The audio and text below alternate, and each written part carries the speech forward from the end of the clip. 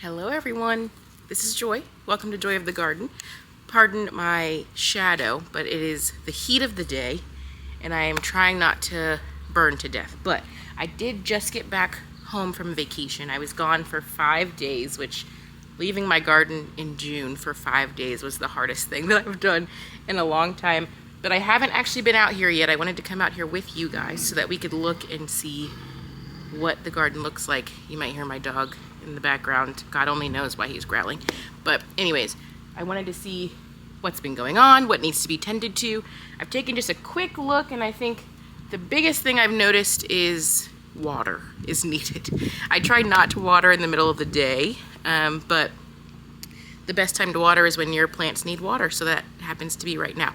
So I'm going to take the camera, we're going to start at the end, see what everything looks like. I'm sure there's harvests that are ready to happen, so we'll take care of that, and then we'll try and get everything kind of reset back to where I need it to be after 5 days of neglect. The first thing that I see so far is this tower of sad that used to be my beautiful strawberries. You can see some of them are still there and ready to be harvested, so I'll get those in a second. But first, I just want to give this whole thing a good water because it just looks so sad.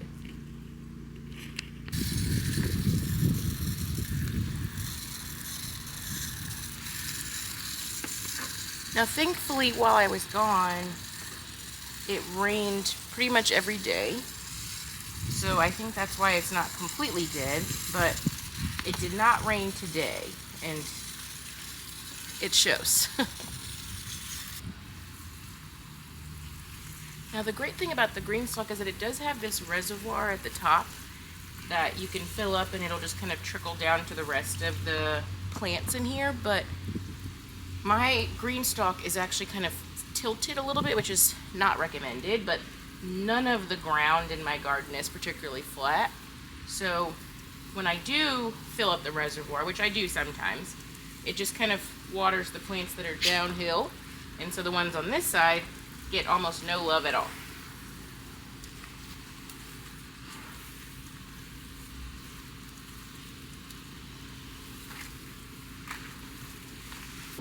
I don't usually water every day. I did mention that it watered most of the days that I was gone, but June, mid-June, end of June, which is where we are right now, in Atlanta, typically I do have to water every day just because it gets so incredibly hot, and the water that you give these plants won't last more than a day. They'll just be dry again by the daytime. So when they look like this, sometimes your plants will look wilty in the middle of the day. That is not entirely abnormal. I'm just knowing my area and knowing that the soil is probably dry. I will finger test it a little bit as we walk through, but typically the water is, or the soil is already dry by now, unfortunately, for my water bill. Now I'm going to go ahead and harvest the ones that are nice and ready. They're super red, which hopefully will correlate to super sweet. I would eat them, but I'm trying to save up enough to make jam, so that requires me to preserve my harvests right now.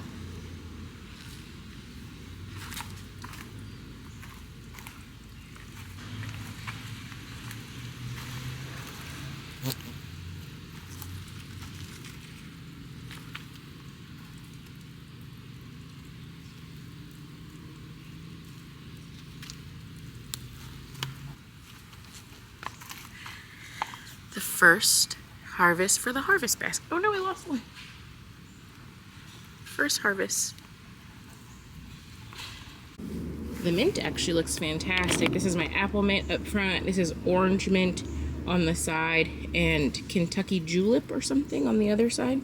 It looks like it's liking the heat a little bit. Let me just check the soil and see how it feels. It's actually pretty dry when I put my finger in there, so I'm going to go ahead and water this again. So over here are our peppers. Let's see, we had some jalapenos on this one. Yep, there's one. This one is our bell pepper. That's starting to come through. This one over here, I think is another jalapeno, if I remember correctly. Yes, it is. There's a little bit of fruit on here. This one is our Anaheim, full of peppers that refuse to fully ripen. They're supposed to turn red, as far as I can tell. This one has a little bite in it, so that probably will be no good. And so I really want one to go. Had to switch from my camera because it overheated, which is going to be a problem for the summertime. But these are my peppers. This is what I was looking at when it died. This one was my mystery plant that I think is maybe a bell pepper. I can't really tell from this little young pepper, but it's at least flowering now. Back here, this one is my serrano. Let's see if I can show you some. There they are. But I could cook with them now, but I want to wait for them to be red so that I can make a red hot sauce with them. Back here is a mystery plant. I know it's a pepper, but it's a mystery pepper.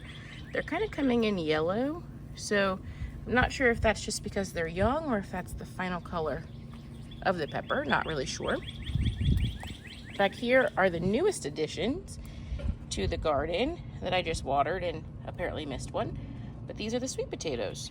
I've never grown them before, so it'll be interesting to see what kind of harvest I get. Whatever I get will be more than I've ever had, so that's exciting.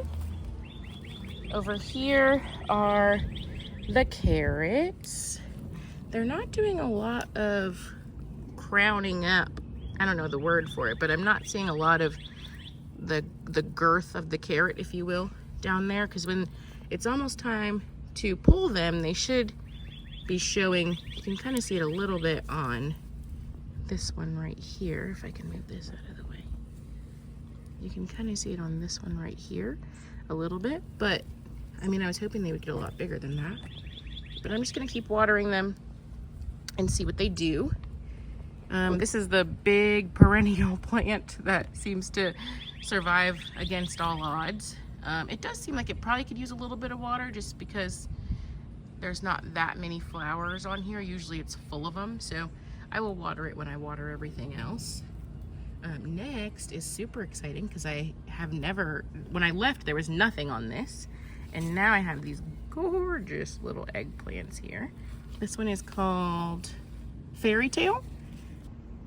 I've never really cooked with eggplant in any meaningful way, but I would like to challenge myself to.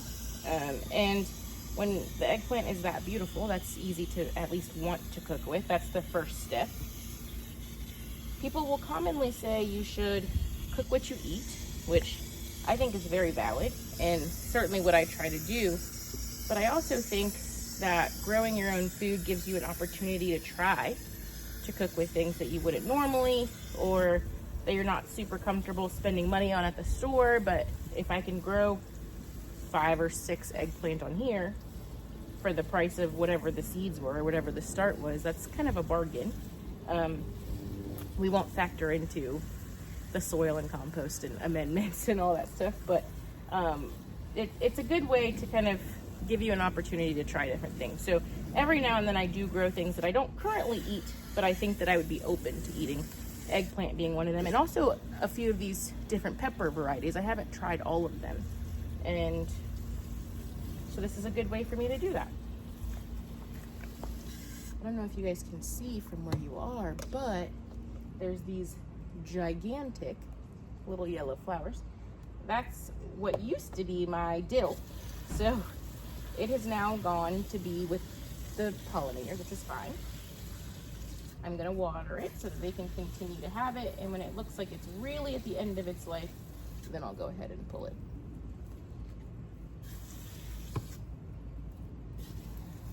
But for right now, it can stay. Now, the most noticeable thing that needs my attention is this sad, weepy cucumber mound.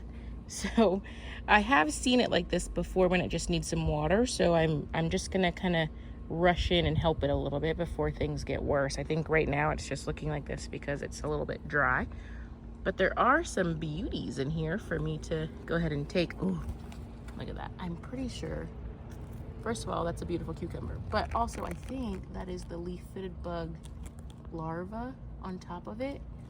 So I'm gonna grab my spray and take care of that. I usually spray with Castile soap diluted with water. It does a pretty good job. But this is a huge, massive cucumber. I don't even know if that's gonna taste good, but because it's so impressive looking, I want it. And then you can see I have several hanging in here that are just ready for me to get them. So I'm gonna go ahead and water everything and then take the ones that look to be ready. So other than being a little bit wilty, which we have come to expect today, this with the most beautiful flower that it looks like has just closed up or is opening, not sure, is our okra. And okra loves heat. All heat, the hotter the better. So it's growing, it's putting on flowers. Definitely gonna give that some water so it can continue to do that. Over here is our little baby okra that I planted just to have a little bit extra. So I'm gonna go ahead and water all of those. This is our shishito plant that has fallen over. So I'll have to retie that one. There we go. Rest just like that for now. You can see there's tons of shishitos on there. It's time for me to get some of those off of there and eat them. Here's our thyme. I've harvested from this several times and it is growing back like a champ. So it's doing okay in the heat. Let's get these watered and then we'll move on to the next thing. So you're gonna have to bear with me because it is incredibly hot, and so I'm just gonna have to switch from my phone to my camera as everything overheats today. But I went ahead and watered all these. I will grab these shishitos a little bit later. Next up are the Swiss chard. It seems to actually be doing just fine. My watermelon is the first casualty. You can kind of see it under there, or what used to be a watermelon. It's now just kind of toppled over. Curly kale looks good. I'm gonna grab that before it goes to seed. Now, look at this travesty. This is what I was afraid was gonna happen while I was gone. Do you see this? This is all caterpillar damage. You can see all of their poop or frass, whatever you want to call it. And you can see the two culprits right here. Can you see them? So now I'm going to take my extra long tongs, because I don't touch caterpillars ever, and I'm going to grab them so that they can become bird food and stop eating my stuff. Come here. Hard to do with one hand. There it goes. And then I usually just, oh, look at this massive one that thought it was hiding because it's green. But you gotta go too. Okay. And I usually just chuck those over my fence and let whatever birds are here have at them. Now you can see they've done quite a number on, these are my collard greens, so I hesitate to cut off everything that technically could be harvested because there's really nothing green to do photosynthesis in here. There's another one. So I kind of have to keep some of the bigger ones so that it can kind of start over a little bit as much as it will allow me to. So I'm just going to do a little trim instead of a huge trim like it probably needs.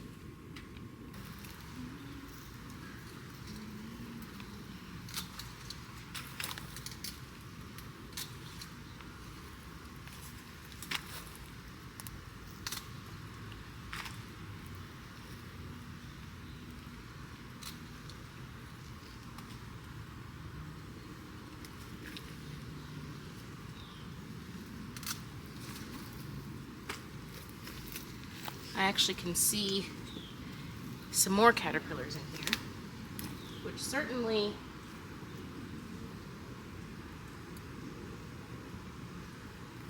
explains the extent of the damage. This is the work of multiple caterpillars, not just one. Okay, we're heading into tomato jungle. I see some red, so that's exciting, but I also see that it looks just like massively overgrown and like it's going to be a lot of work. So no way through it but to do it. Let's just head in.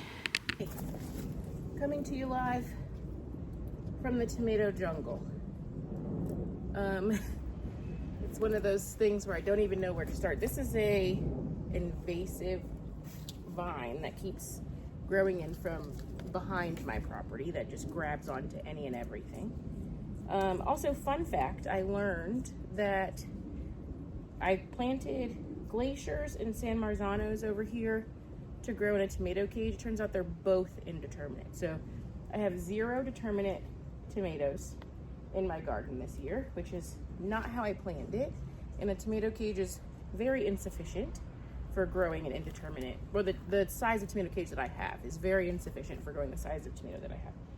But, you know, what's done is done. And we're gonna make something out of this. So I think the first thing that I can do to help myself is to get this branch off of the ground. Okay.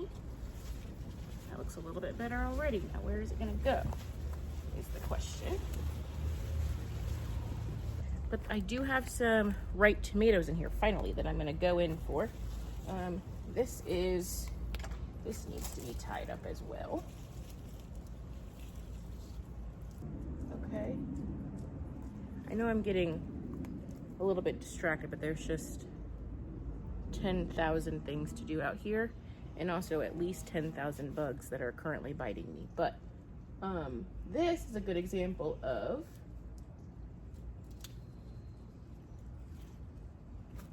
blossom end rot. So you see the tomato grew looking semi-normally, and then underneath it's just rotten. So that's blossom end rot.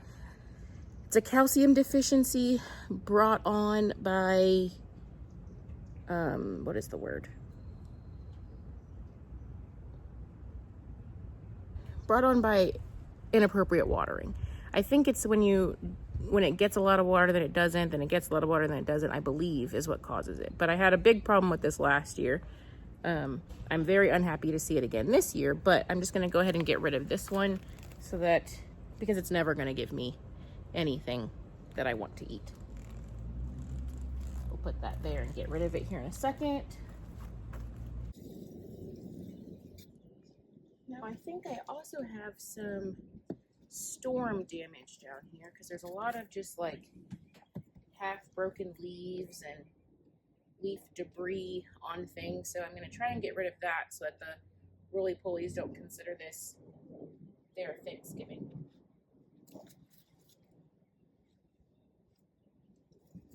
So I'm coming from this side because I think you'll be able to see a little bit better.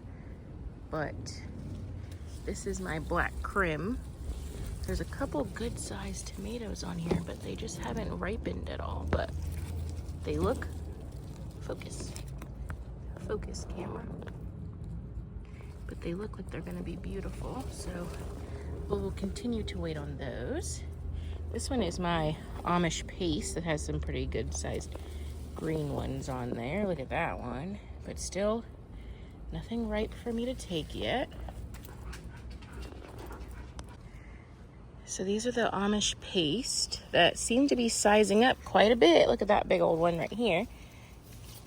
Here's my hand for size. It's pretty much the same size, but still no color. So what we're actually looking for to harvest the tomatoes is not that they're fully ripe red, which you certainly could do that, but you could also grab it once there's any sign of color, because at that point it can ripen on your counter.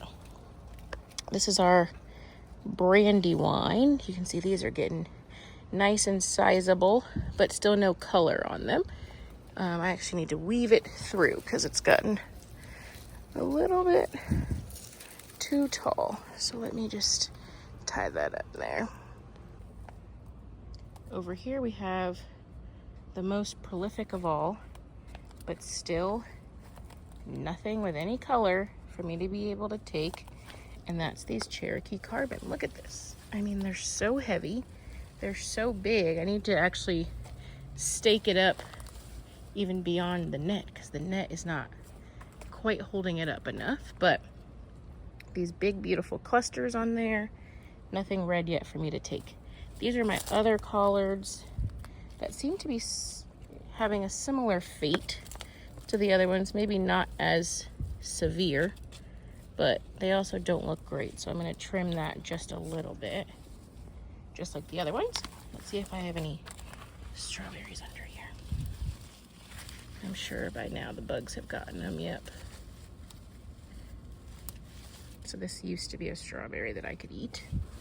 I'm gonna give that to Mother Earth now. What about over here? Nothing. That's so weird. No, there used to be one right here. Look at that. No trail of it now.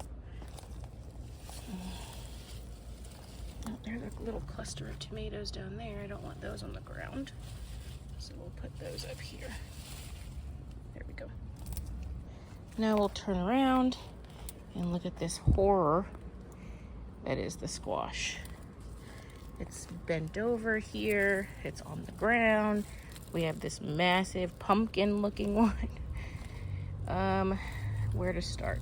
I think we'll start with just watering it, and then we'll try to make sense of all this.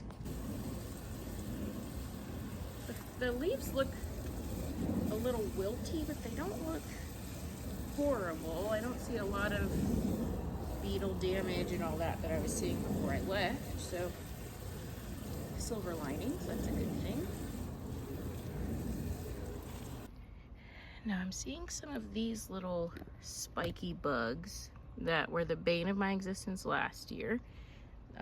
They were mostly on my cucumbers last year. I thought I saw another one. I don't know what they are, so if you do, please let me know.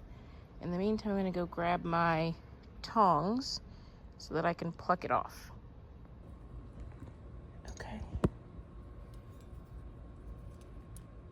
Now, I'll take this off and I'll let that be bird food. Oh, here's another one, see? What are these things? These little fuzzy yellow things. What are they? I guess I could Google image it, but sometimes Google's wrong, unfortunately.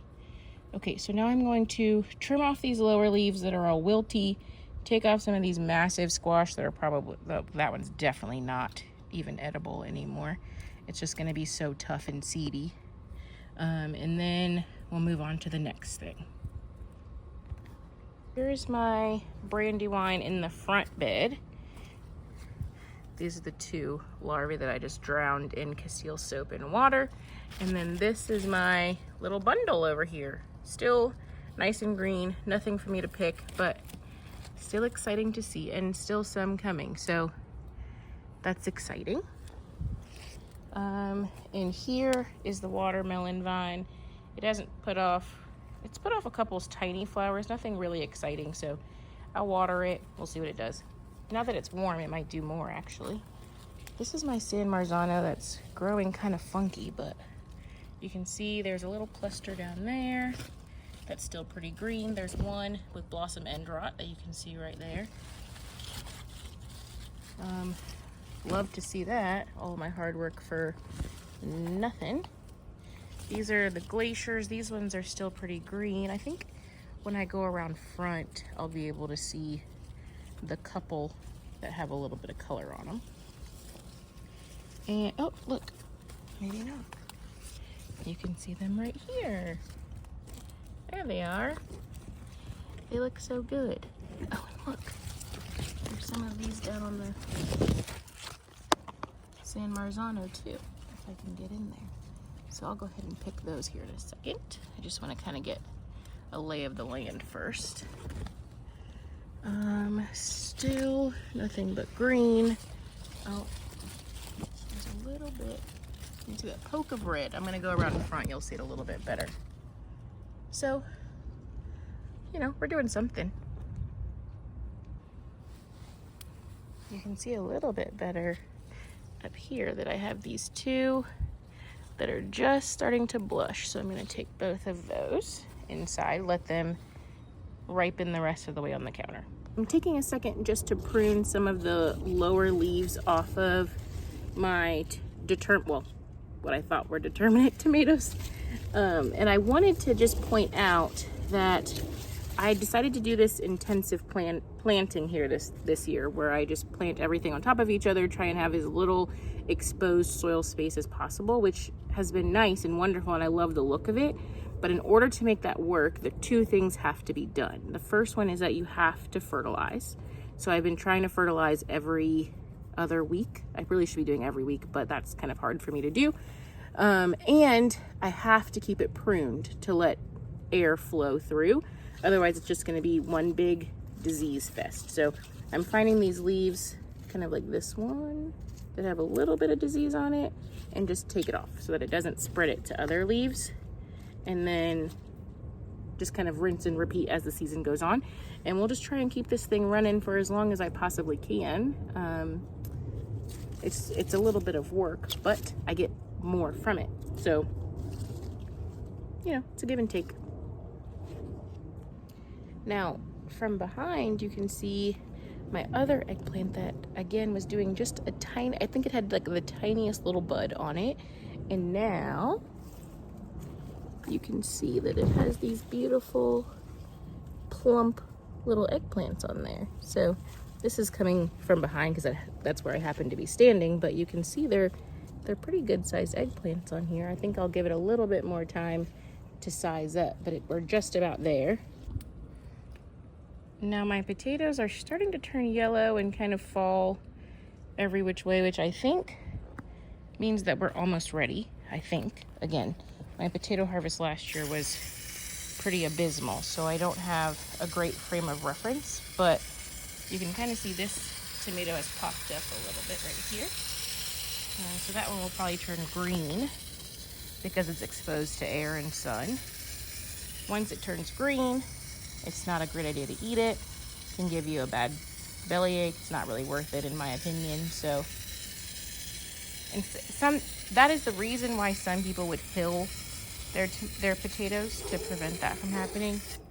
I'm just gonna kind of sacrifice that one potato and leave it alone because I'm lazy. I'm just gonna water these. I Googled it while I was gone, and I think these potatoes are supposed to take anywhere from 70 to 90 days. So I planted them about 60 days ago. So we're almost there.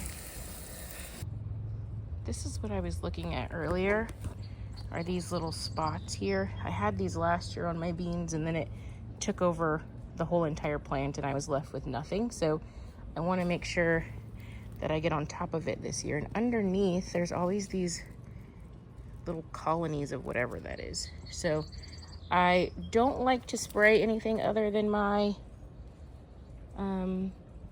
Castile soap, but I have a little bit of neem oil out here with me that I'm actually going to spray and see if that will help to kill whatever this is before it spreads to everything.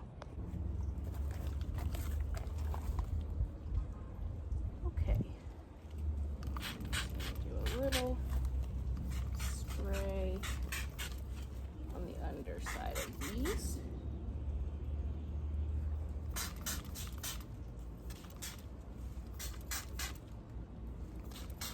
And I try to be hesitant with my sprays because all of these sprays, neem oil included, can also affect the beneficial insects that we need.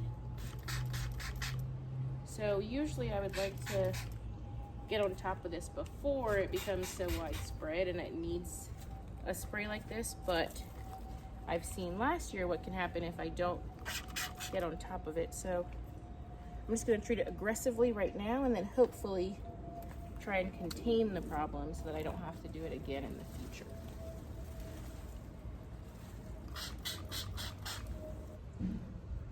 We are finally nearing the end of this venture and I am about ready to die of a heat stroke. But I got way more beans from there than I thought that I would. So I just watered it so that I can hopefully get some more.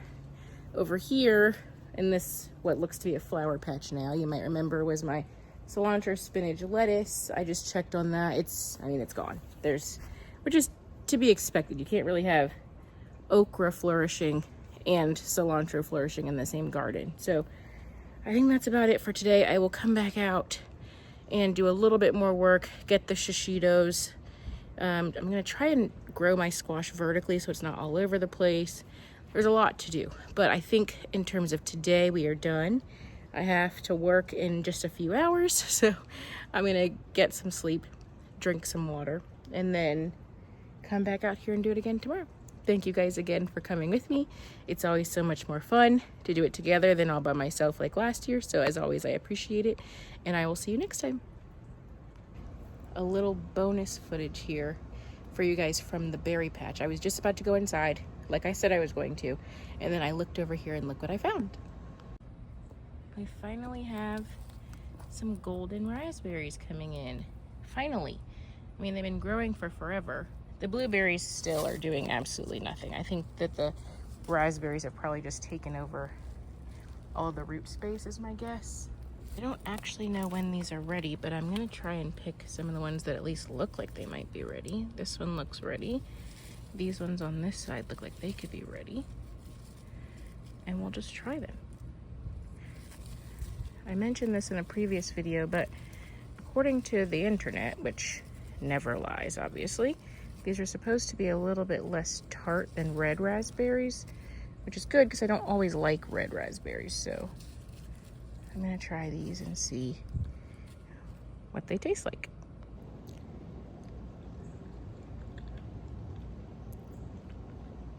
That's good. I like that a lot, actually.